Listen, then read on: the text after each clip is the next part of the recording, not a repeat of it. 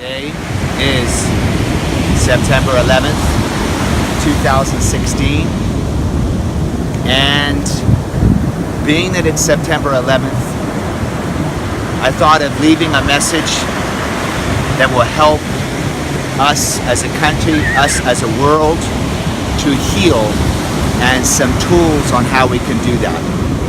First of all, one thing I noticed, September 11th comes around each year, and there are some intense posts, horrific pictures, people get emotionally upset, anger comes about, sadness, fear, and so just know that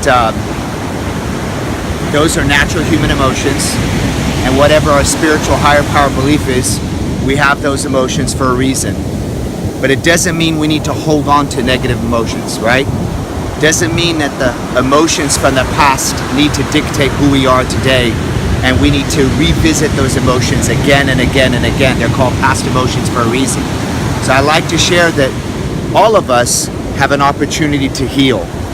And it was interesting, a woman came to my seminar once, and a friend of hers had passed away. She was really upset because he had been in a coma for 6 months. And for 6 months she was trying to speak to him as he's in this coma. She wanted to say all these things, she couldn't say these things, and eventually he passed away. And she came to my seminar, and we did a timeline therapy process. She was trying to let go of the sadness, so she couldn't let go of the sadness.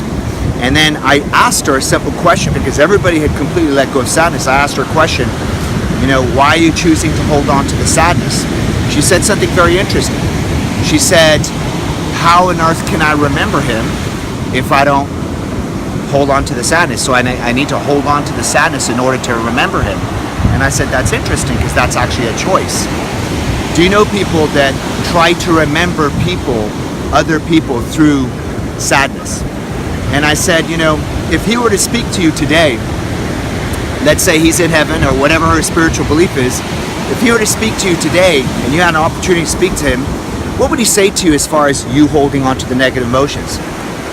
She paused for a moment, she thought about it, and she said, it's interesting, I feel like he's saying, get over it. Live your life. Thank you for the love and the support that you gave me. I'm here, I'm in heaven, I'm wherever I am, and I hear you, and I want you to be happy. That was my life, this is your life now, be happy. Let go, be happy. I know you love me. You don't have to remember me through sadness. You can remember me through love and happiness. And it's interesting because as soon as she connected that, she completely let go. She completely let go, and she said she had holding on to that for like 20 years. So it's interesting because when I think about September 11th, I think of how many people visit September 11th and they think of it and it brings up all these negative emotions, when in fact, that's a choice. That's a choice. What we could in fact do is we could remember our loved ones and remember the good times and still pay homage to the day, to the event, to all of it, to history, because history has changed as a result of it.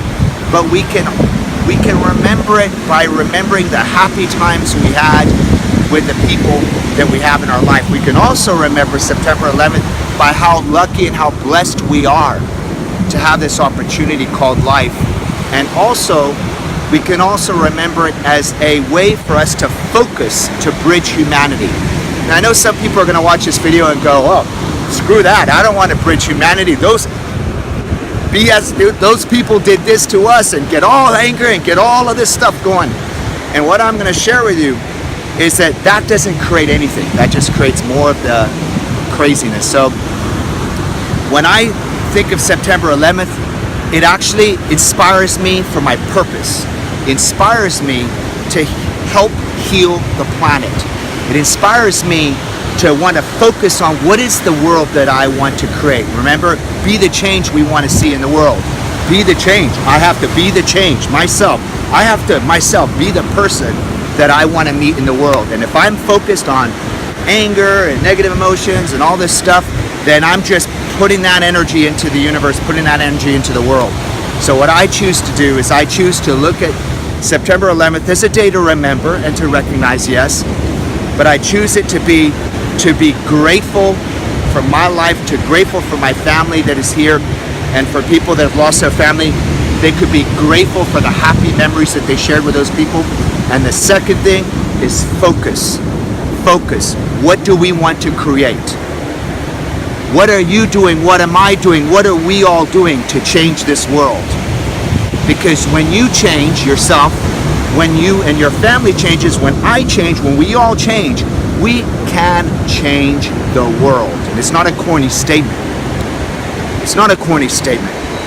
We can put a certain vibration into the world, help other people heal, bridge humanity together, because I can tell you, I truly believe at some point we're going to evolve. This thing, this body, this human body, this spiritual being in this human body, eventually we're going to have to evolve. Eventually we're going to have to get to that place as a humanity to evolve past this stuff that we've got, right? It's going to happen anyway, so why not this generation? Why not this generation wake up and evolve and do something special? Do something truly special by waking up. So here I am on the beach. By the way, I just did yoga on the beach. Loved it. And I'm excited about this week. It's time that we evolve emotionally, spiritually, and we step into our leadership and we start being the people that we want to meet in the world. If we have issues with people in the Middle East or people of this culture or people of this religion, then who are we any different if we're judging, if we're criticizing, or if we're attacking? What we need to do is we need to start to be the person that we want to see in the world. And it's not easy, but it's necessary. I love you, my friends. www.krsuccess.com. And if you want to reach me, toll free 844-PURE-NLP. 844-PURE-NLP, which is 787-3657. That's a toll free number.